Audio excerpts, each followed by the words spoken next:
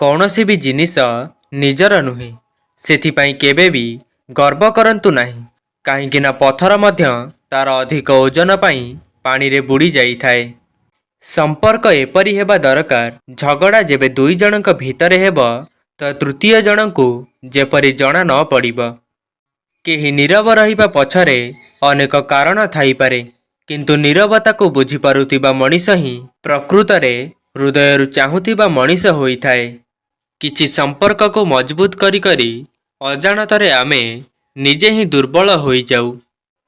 कौनसी झिया केवल सेही पुओ को निजर मन कथा खोलिकी कही थाए जहा उपरे तार निज ठारू भी अधिक विश्वास थाए जहाकु से हृदयरु निजर मानि थाए। जदि केही तुम सह कथा हेबा पाई बारंबार बहाना खोजुछि तो बुझी जाओ कि तुमे तांको पाई बहुत खास अट।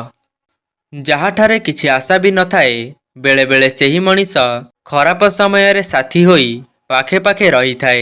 आउ किछि लोक निजर होई मध्य डाकिले भी सुनती नहीं। प्रेम मिलिब कि न मिलिब ताहा तो भाग्यर कथा किंतु प्रेम सबुबेले हृदयरु हेबा दरकार। काहाकु दोष देबा आगरु थरे निजकु पचारिबा दरकार कि निजे केते ठीक।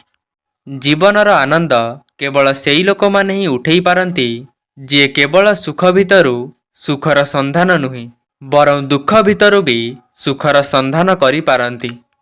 इज्जत समस्तंकु दरकार हेले प्रति बदल रे केही देबाकु चाहंती नहीं। झगड़ा तो सबु संपर्क रे थाए हेले झगड़ा परे जिदी पकई रहिबा उचित नुहे। जीवनर सत्य केवल सेई मानक उपरे भरोसा करंतु जे आपणक भितरे एही तीनोटी जिनिस देखि पारुथिबा। हस पछरे थिबा दुख, राग पछरे थिबा भल पाइबा, नीरव रहिबा पछरे थिबा कारण।